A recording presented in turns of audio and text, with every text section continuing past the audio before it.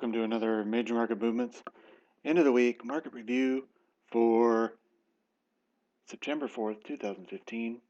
I'm Quad G, and in this video we're covering the FX markets, starting off with the US dollar. And so far, we've got this clear three-legged move to the downside that's corrective, and now so far 3 legs up, which is also corrective. All this sideways chop is making for very difficult Elliott wave counting, so I think it's a good place to be on the sidelines and watching for now until something pops up that's far more clear. And this is, with all this choppiness, it muddies the waters and it does not make it very clear at all. I do think that the market, USD, could be coming up, wanting to fill this drop down, this manic drop that never got back tested. Could be wanting to fill that in at least coming into this previous congestion period area, and then from there is a chance it could dive back down into another corrective move, possibly an expanded flat. I see the potential of a wave 1, and then a B, C down for a 2, and then maybe another wave up into wave 3, or C. It could be an A, B, C move, just to continue the aggravating sideways chop as part of a larger bull flag, which I'll show you in a minute. The QG3 is in a neutral alignment right now. It's got a ways to go before it breaks into a full bullish alignment. And US dollar in the weekly. Last week we did get the hammer candle. We're getting a little bit of fall through to the upside this week. Not a whole lot, but enough to qualify. And EWO, very close to the zero line. Can't really tell you much there. And my RSI went away, so let's put that back on real quick. Go to Studies, RSI.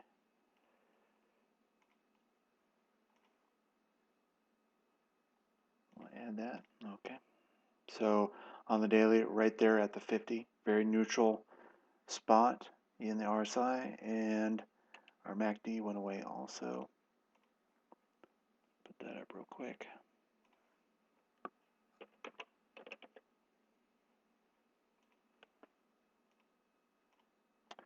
MACD is open to the downside on the weekly, and on the daily, we've just ticked over to the upside on the daily, which is bullish. So right now, it's a very clear neutral picture for US dollar. There's really nothing to do here, bullish or bearish wise, going long or short. I think it's best to just leave it alone and watch it for now. Let's go over to the euro.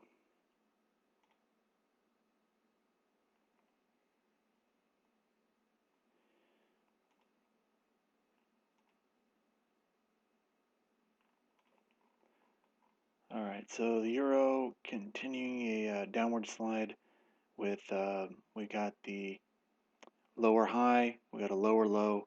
So right now everything continues to look bearish while we're below this lower high here at swing high. That high is at 1.1332. So while we're below that level, I would imagine we'll continue to eventually move to down, continue to move downwards. There is a possibility that we could come up a little bit more, maybe next week, maybe fill in this this manic drop entirely before reversing. The QG3 is in a neutral alignment, very close to being a bearish alignment to the downside. On the weekly, we did have this inverted hammer candle, a little bit of fall through this week, so looking bearish. And the euro on the EWO,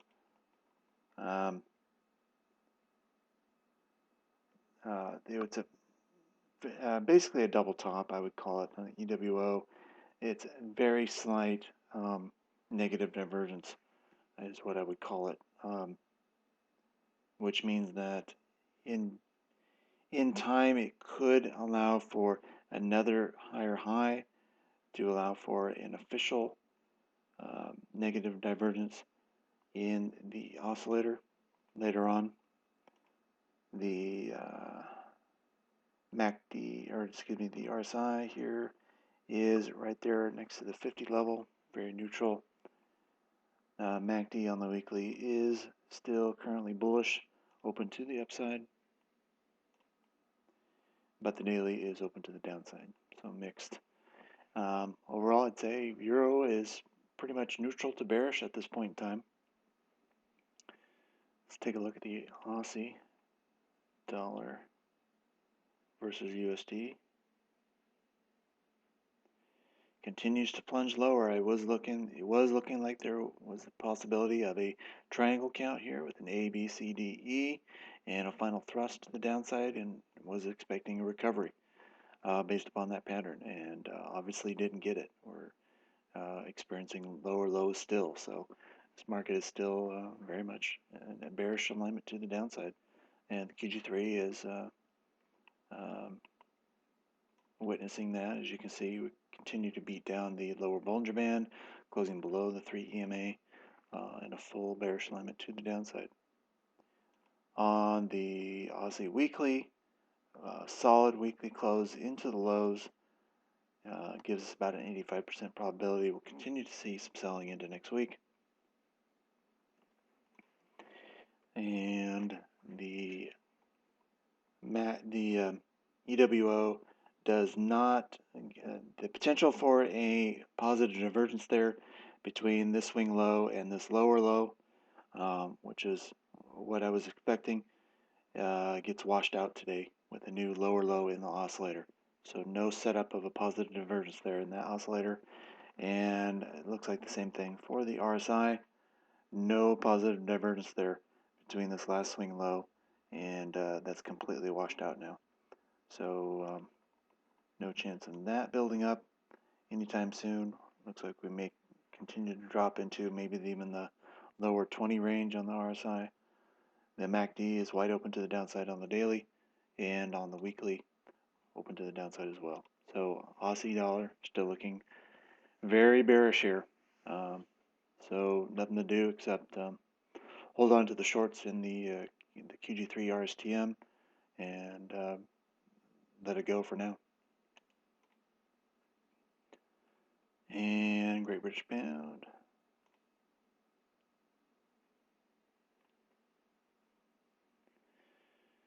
Continue to drive it clearly to the downside here. Taking out the last swing low back here in June of 2015, late May. Taking that swing low out, so that's looking bearish, taking out that key level of support. And you can see that the QG3 is well open to the downside, continuing to beat down that lower Bollinger Band and closing well below the 3 EMA still. The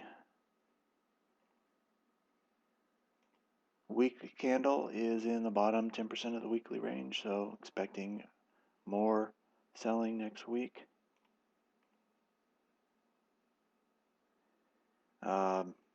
EWO, not much to show you there. RSI, we are deep into oversold territory, though not as deep as times in the past.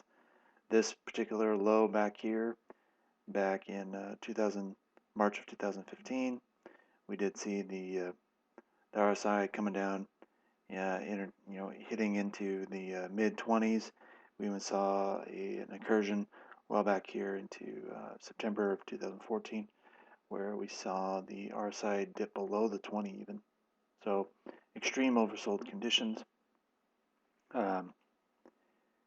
And we're getting close, but not quite there yet.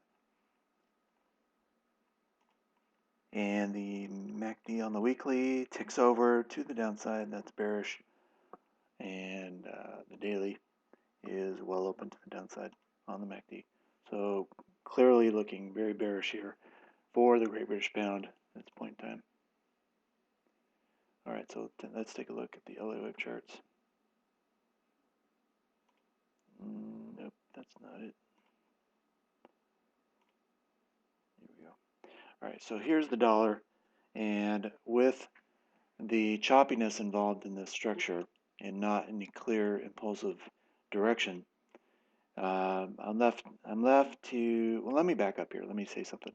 That obviously with my LA wave counts in the past where it didn't play out. Um, so anytime you're LA wave counting, particularly in the short term and midterm even, doesn't work out the way that you expect. The best thing to do is to back out, go to long-term pictures, multi-month, multi-year movements, and basically start from scratch. And you need to go way out there again to start to develop new ideas and then you can drill down into those ideas and focus in with your midterm counting and then short-term counting, which support the larger idea, the longer term idea that you're developing. And so that's what I typically do when my short-term and midterm counts aren't playing out as expected. I generally back out, go well out to multi-year charts, and try to start with a clean slate in my mind about where this market is, where it may be heading, and that's what I'm doing with the FX Forex sector for the most part. Um, and so as I'm backing out in the DXY here, since we're not getting the impulsive drive to the downside as expected, I am entertaining the idea that we are developing a bull flag. Now, that bull flag may not be finished just yet. Um, it all depends on how it interacts with this upper trend line, the blue trend line, which we'll take a closer look at here. We did get this very impulsive move to the upside. So a bull flag here is a consolidation pattern for further movement to the upside. But with a bull flag, you're wanting to see continued choppiness inside a handle, if you will, over the course of several weeks. And that looks to be what we're starting to build here. So let's drive in a little bit deeper. This is a new count that I've developed based upon the larger term idea. This is a midterm count, and it gives me idea here. It suggests that we've got the possibility of an ABC down, and then an ABC up for a possible X wave, and then there's a couple of different ideas here. One is we've got possibility of an ABC here, and then possibly an X up. This could be just an X wave to the upside, and then a second zigzag down to retest that lower boundary of the bull flag. I see that as a possibility. The other potential I see is that the ABC is finished. It's possible, not as preferred, but if that's true, then we need to continue to see some impulsive behavior to the upside and come up here and break this blue trend line, which has been tested once, twice, 3 times. So a test at a 4th time could give us a rule of 4 breakout to the upside and start another impulsive drive. So I think it's best, again, just to sit on the sidelines, watch this market, see what's going to do. If we start to see some topping action here in the next week or two, then I'll entertain the idea that this is just an X wave to the upside, and we may give one more zigzag to the downside to retest that blue boundary.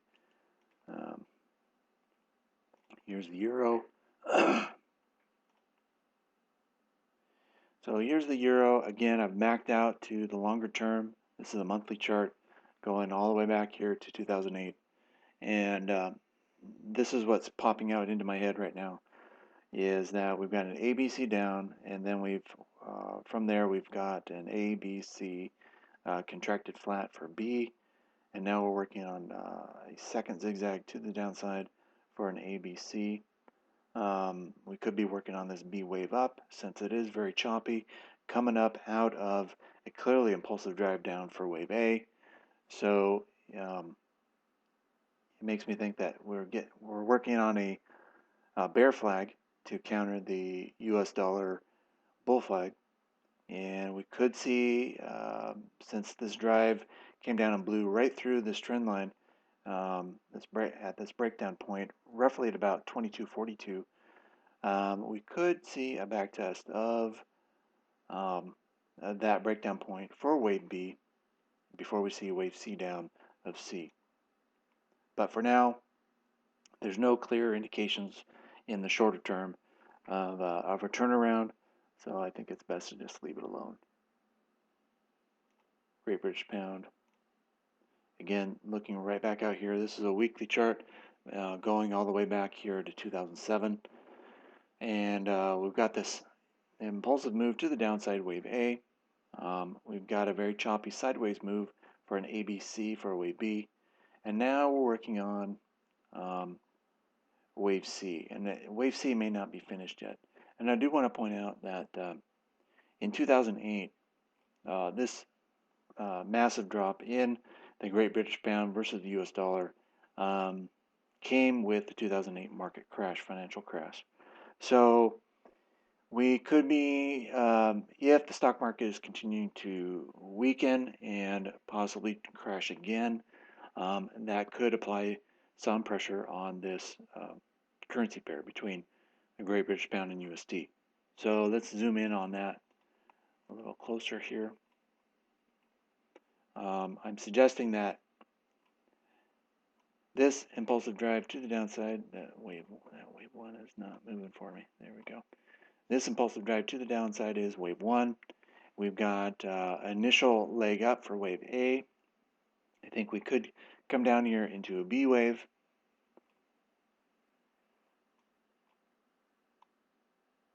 And then from there, we might get one more pop up into wave C of 2. And then after that correction is finished, then we may move down into wave 3 here, wave 4, and then maybe wave 5 later on, well into 2017, maybe even 2018. And that 5-wave move to the downside would marry up well with this initial impulsive crash here in 2008. And heck, it's even possible, I think, for wave C to come all the way down here near parity with the US dollar. I just ended it there. That seemed what the initial move to the downside easy target would be about the 2700, 2800 handle. But parity is also a possibility with the US dollar with a stronger impulsive drive to the downside. Whatever the case, for now, in the short term, we're deep into this correction. We got wave A, working on a wave B, and then from there, maybe a C wave up. So again, trying to create inside of correction, not the best place for trading. I prefer to wait to the end of wave C of 2 to look for topping action, and then ride wave 3 to the downside. So we may be waiting a while for this whole business to straighten itself out, calm down in this correction, and then look again to getting in on the possibly the short side for a wave 3, a massive wave 3 to the downside, which could be several thousand ticks. But again, we may have to wait well into 2016 before that happens. Of course, if I see any obvious short-term patterns that look like a good low risk possibility for a few hundred ticks, certainly I'll jump on it. But for now, I'm not really excited getting out one way or the other. Australian dollar continues to be beaten down here, and here's one idea is that we could continue to drive down here, drive deep into this previous congestion area, maybe all the way down here into the 6,500 handle, and then from there we may get a pop to the upside just to scrub off this oversold condition, and then from there maybe another drive to the downside. And the reason I say that is with, again, just like the Great British Pound, with the crash in the stock market back here in 2008. After that crash low, which was an initial impulse, I think with the central bank manipulation that went into effect across the board, really across the globe, it pushed um, the Aussie dollar to the upside, and we never saw this was a standalone impulse to the downside. So we never really saw, because of this manipulation, we never really saw the market being allowed to um, figure out, uh, work on price discovery in a natural market-driven way. That process was sidelined in favor of the central bank manipulated recovery. So the thought here is that with the central banks, with uh,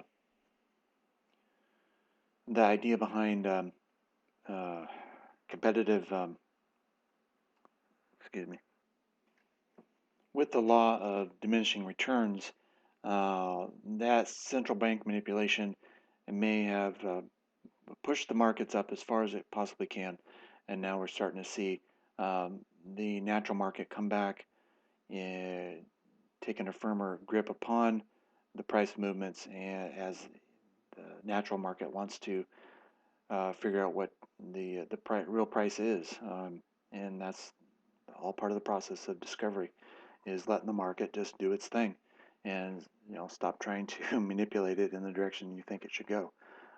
Once a market discovers the price that it wants to be at um, for a final low, then that's the time to be looking at buying into the market. And I don't think we're there yet. It looks to me as though the Aussie dollar could completely unwind all of the central bank's manipulation from this 2008 low eventually. Um, Basically putting the nail in the coffin of this Keynesian theory that central banks have 100% control of the markets upon the planet. And that's simply, in my estimation, that's just clearly hogwash. It's not. They can drive the markets for a while, but eventually um, the larger herd, if you will, can stampede and demand that it's going to go where it wants to go. And these central bank cowboys, they can do all they want to try and derail a stampede, but it often doesn't work. So I think that's what we're going to be seeing here is the market's just going to have its way eventually. And so I wouldn't be surprised if the Aussie dollar finds itself all the way back down here into maybe even the 5,800 or even lower later on in 2016 or even 2017. Okay, that concludes my coverage of the Forex markets for this week. I hope you all have a great weekend. Let me talk to you later. Adios.